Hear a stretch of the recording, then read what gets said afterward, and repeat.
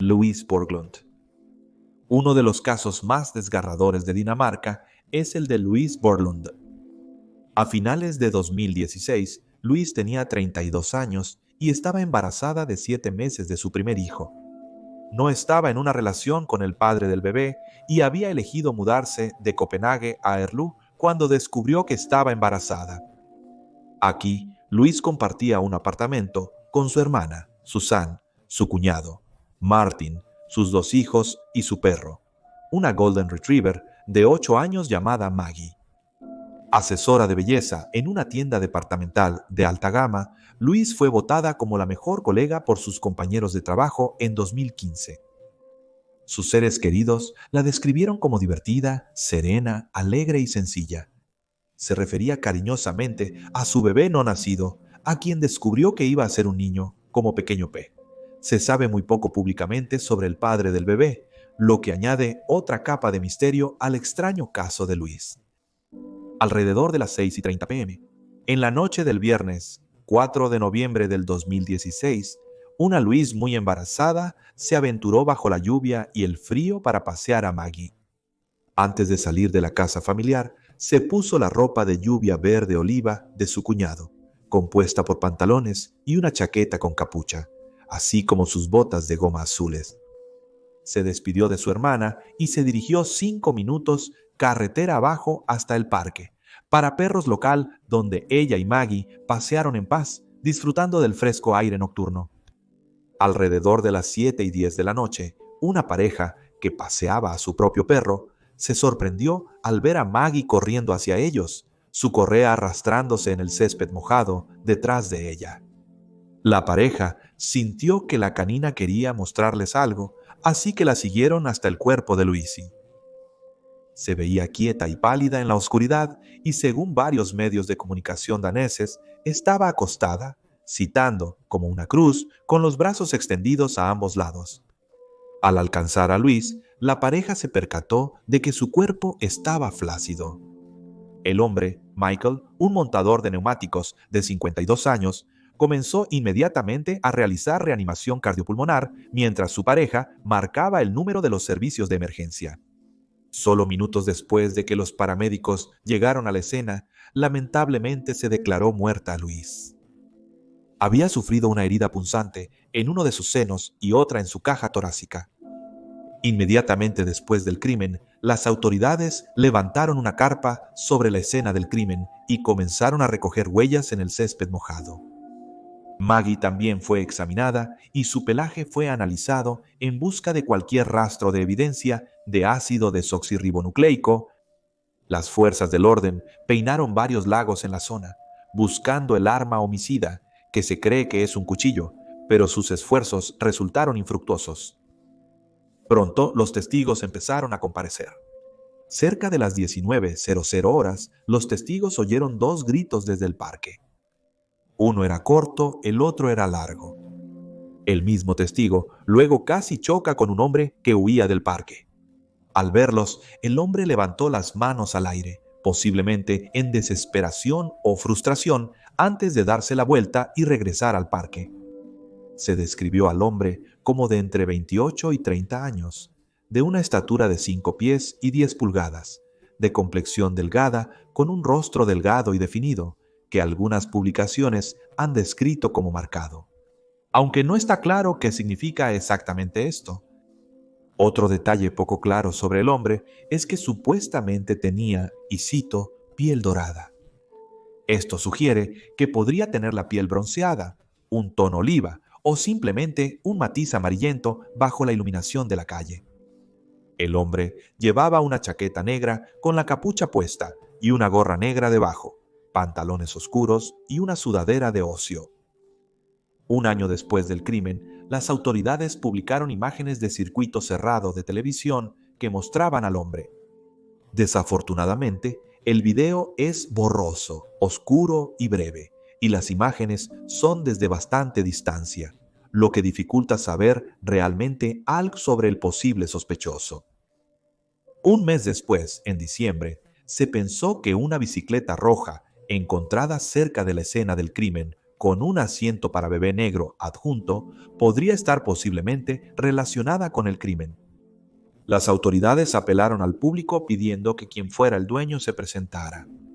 Lo hicieron, pero resultó que la bicicleta había sido robada algún tiempo antes de la muerte de Luis, pero la dueña no la reportó como desaparecida porque no tenía seguro.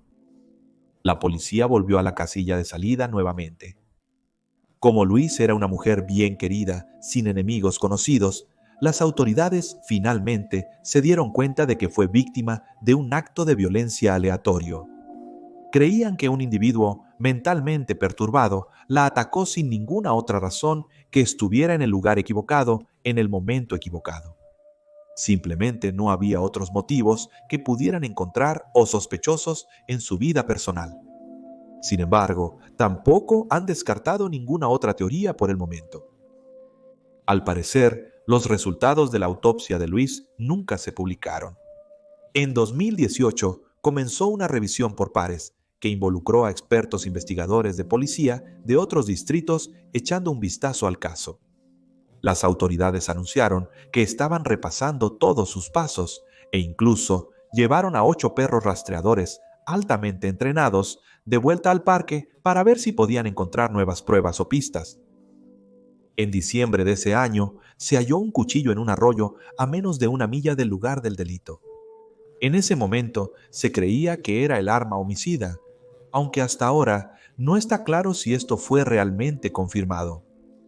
Aunque no hay una gran cantidad de información disponible, en el caso de Luis, los detectives en línea tienen una abundancia de teorías y preguntas. Muchos se han preguntado si es posible que Luis fuera confundida con otra persona, posiblemente su cuñado, ya que ella llevaba su ropa de lluvia. Por otro lado, algunos argumentan que es improbable memorizar la vestimenta de alguien más y que la ropa de lluvia verde no es especialmente distintiva. También se ha sugerido que quizás Luis fue discretamente a encontrarse con alguien en el parque sin que nadie más lo supiera. Otros han especulado que tal vez su caso esté vinculado con el de Emily Meng, de 17 años. Ella desapareció solo 4 meses antes. Su cuerpo fue encontrado en diciembre de 2016 y su asesinato aún no se ha resuelto. Otras teorías en el caso de Luis sugieren que fue un robo que salió mal o que el padre del bebé está involucrado. Hasta hoy se sabe poco del padre. Según un informe, ni siquiera la hermana de Luis estaba al tanto de su identidad. Parecía que ninguna de las partes quería que él estuviera involucrado en la crianza del bebé. Trágicamente, el caso de Luis aún no se ha resuelto. Si realmente fue un acto aleatorio de violencia, entonces es poco probable que veamos al perpetrador llevado ante la justicia a menos que confiese o se descubra nueva evidencia.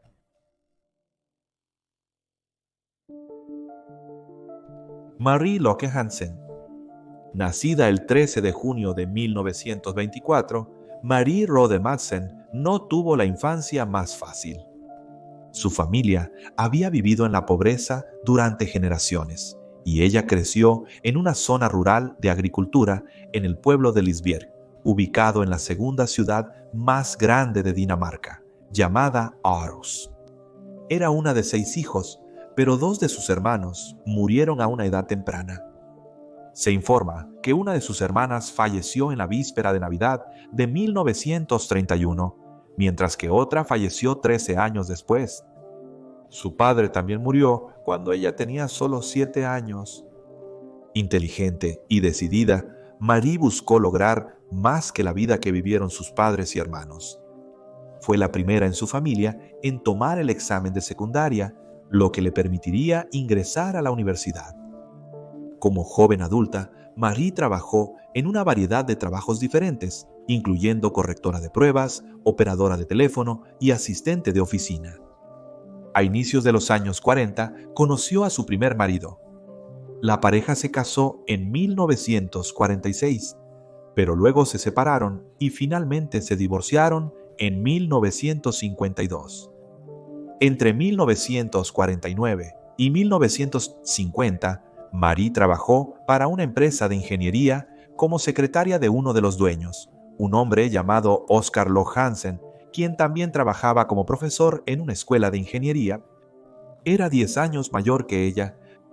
No pasó mucho tiempo antes de que la pareja comenzara a interesarse románticamente el uno por el otro. Se casaron en 1953.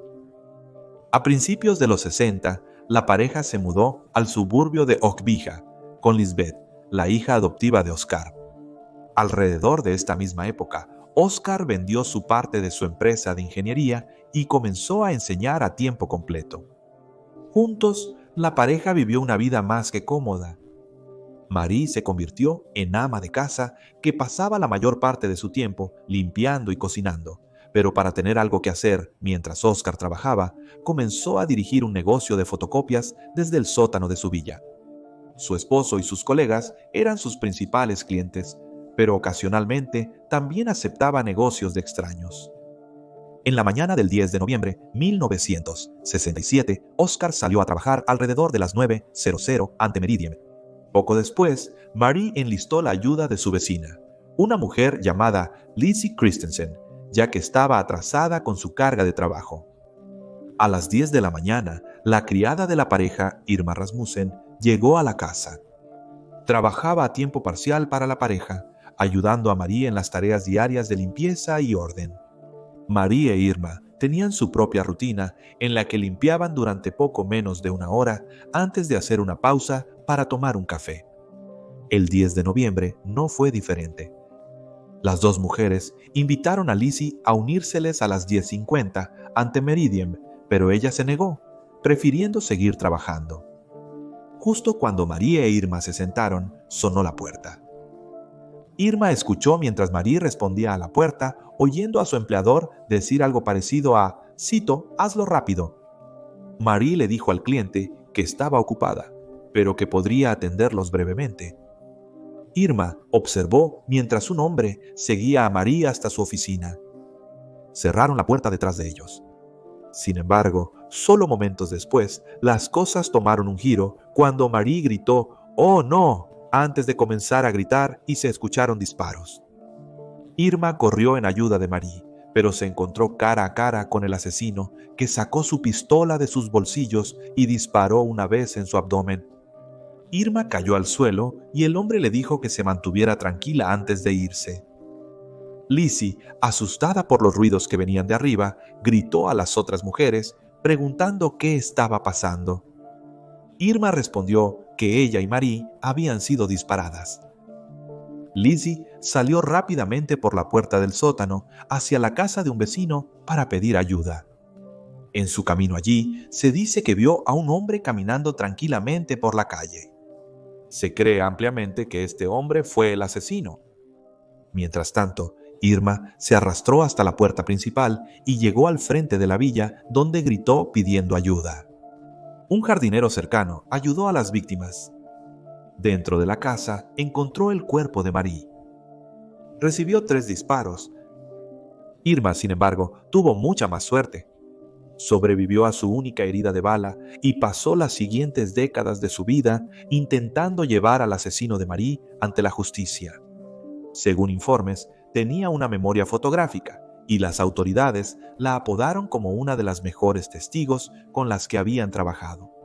Durante el resto de su vida, miró cientos, si no miles de fotografías, dando a la policía razones detalladas de por qué el hombre en la foto no era el hombre que la había disparado a ella y a Marie en aquel día devastador.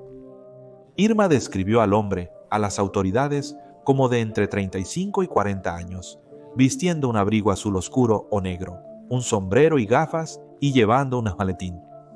La descripción de este hombre coincide con la descripción del que vio Lizzie cuando corrió a pedir ayuda. Con esta descripción, las autoridades encargaron a un caricaturista de periódicos a hacer un boceto del hombre. Sin embargo, Irma no creía que el hombre se pareciera lo suficiente al culpable, por lo que el dibujo nunca se hizo público hasta el año 2006. Poco después de llegar a la escena, las autoridades establecieron bloqueos en las carreteras y llevaron un equipo de perros rastreadores al bosque detrás de la casa de la pareja. Un hombre con un abrigo azul que estaba sentado en su coche en un camino en el bosque fue arrestado, pero fue liberado después de varias horas. Después del tiroteo, varios otros testigos se presentaron. Hubo supuestos avistamientos del culpable subiendo a un autobús que se dirigía al centro de la ciudad, mientras que varios otros miembros del público vieron a un hombre que coincidía con la descripción del perpetrador subiendo a un Morris Mascot verde, también conocido como Mini Cooper, a poca distancia de la casa. Uno de los testigos era carnicero y otro instructor de manejo. La instructora de manejo estaba en su coche con su nombre escrito en el lateral de su vehículo. Curiosamente, solo unos días después del incidente, su suegra recibió una llamada telefónica donde una persona dijo, cito, «Creo que ambos sabemos sobre el tiroteo en Oivier». Sí, el llamante creía que estaba hablando con la instructora de manejo. Sin embargo, esta extraña llamada no avanzó la investigación. Se determinó que el arma homicida era una pistola Walther P-38, que era un arma de la época de la Segunda Guerra Mundial alemana y una de las pistolas más comunes en Dinamarca en ese momento. Sin embargo, la munición proporcionó a las fuerzas del orden locales información mucho más interesante. En ese entonces, las balas eran utilizadas mayormente por la policía de Alemania Occidental. Alrededor de 2.000 piezas fueron importadas a Dinamarca, 1.500 de las cuales fueron vendidas al ejército danés. Las 500 piezas restantes se vendieron a una tienda en Copenhague, que mantuvo registros de sus ventas. Desafortunadamente, a pesar de esto, las autoridades no pudieron identificar al perpetrador mediante el uso de estos registros. Aún más interesante, la munición que se vendió al ejército se entregó a oficiales con P-38 que estaban prestando servicio en Groenlandia. Aquellos que fueron enviados a Groenlandia primero fueron entrenados en una base militar cerca de la villa de Loch Hansen. Además de los testimonios y el arma del crimen, la policía danesa tenía poca evidencia. Aunque se asignaron 40 detectives al caso de Marie, la mayoría eran inexpertos debido a la baja tasa de delitos en el área. Según informes, la escena del crimen nunca fue asegurada y, según algunas fuentes, nunca se entrevistó a fondo a testigos clave. El asesinato de Marie Loch Hansen es uno de los crímenes más grandes y misteriosos sin resolver de Dinamarca. A lo largo de las décadas, se ha interrogado a 20.000 personas y la policía ha dedicado más de 100.000 horas a investigar el espantoso crimen. Y sin embargo, nunca se han realizado arrestos, nunca se han presentado cargos, y el caso de Marie en gran medida sigue sin resolverse. Pero aunque la falta de pruebas sólidas parece ser un obstáculo prominente en el caso, la investigación tiene muchas teorías y varios sospechosos convincentes. En febrero de 1967, solo meses antes de la muerte de Marie, un hombre llamado Christian Anderson fue encontrado muerto en su apartamento en Sonneberg, a unas 2 horas de Marion. Anderson tenía 71 años y era dueño de una tienda de antigüedades y era muy conocido por ostentar su riqueza, especialmente en el pub local donde a menudo hacía alarde de su abultada billetera. Es por esta misma razón que cuando las autoridades lo encontraron golpeado y sin su billetera, sospecharon que se trataba de un caso de robo que salió mal. Cuando más tarde encontraron su nombre en uno de los cuadernos de Marie, junto con su número de teléfono, descartaron esto. Créeme, fue simplemente porque la joven había comprado mercancías de él antes de su fallecimiento. Sin embargo, se ha rumoreado que los dos estaban involucrados en tratos mucho más siniestros que el intercambio de bienes y servicios. En 1976, un hombre llamado Frede Müller fue condenado por espiar para Alemania Oriental. Müller era conocido como un amigo y asociado de Andersen. Esto ha llevado a muchos a especular que quizás los tres estaban involucrados en algún tipo de espionaje. Sin embargo, Müller falleció poco después de su condena. Por lo tanto, se desconoce si Anderson era un espía o si Marie alguna vez estuvo involucrada en sus actividades. Muchas de las teorías a partir de este punto involucran a Oscar, un extraño contrato matrimonial y los avistamientos de testigos del Morris Miniverde. Se informa ampliamente que después del fallecimiento de Marie, Oscar le dijo a los medios que la pareja tenía un matrimonio feliz y satisfactorio. Sin embargo, según amigos, familiares y la policía, este no era el caso, y el matrimonio era tenso, al borde de un colapso. Según informes, Marie había conocido a otra persona, aunque un artículo menciona que nunca se encontró rastro de otro amante. En los últimos meses, la pareja había elaborado un contrato que, en caso de divorcio, Marie obtendría todo, incluyendo la villa y toda la riqueza de su esposo. Aunque el contrato había sido firmado por ambas partes, solo sería válido después de que se registrara en un procedimiento judicial. Se suponía que este registro iba a tener lugar el día del fallecimiento de Marie.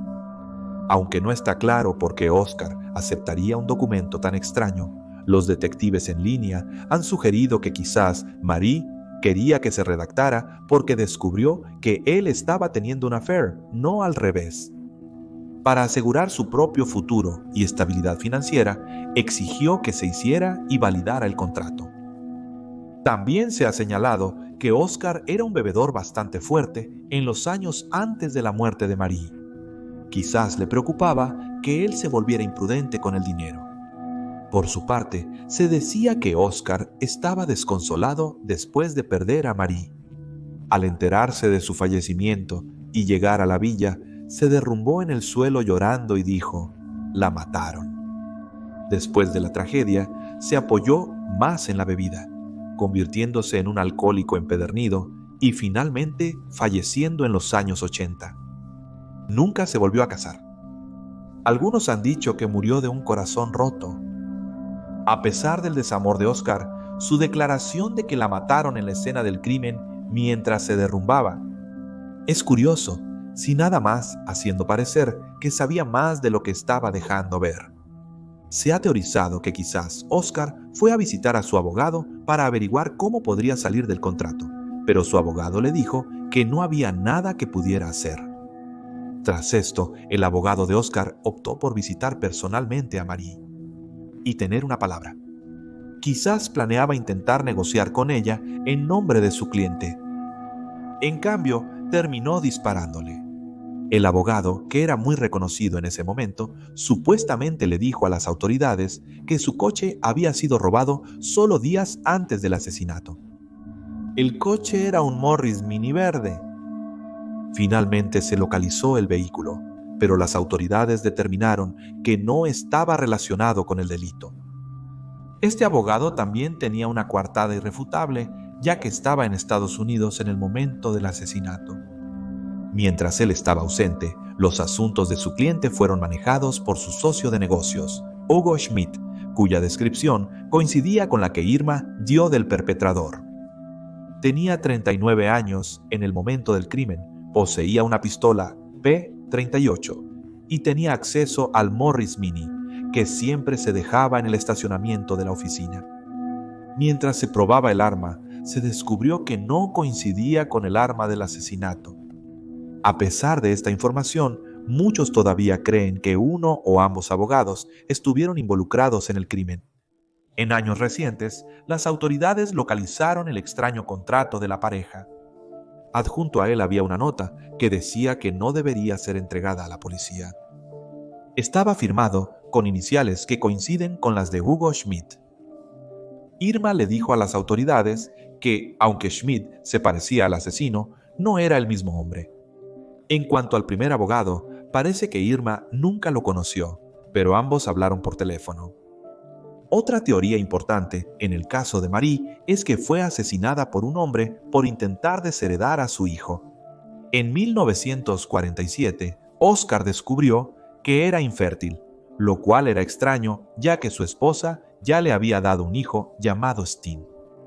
A raíz de este conocimiento, descubrió que su primera esposa, Vera, había estado teniendo un affair con un político y amigo suyo llamado Jørgen Peter Andersen.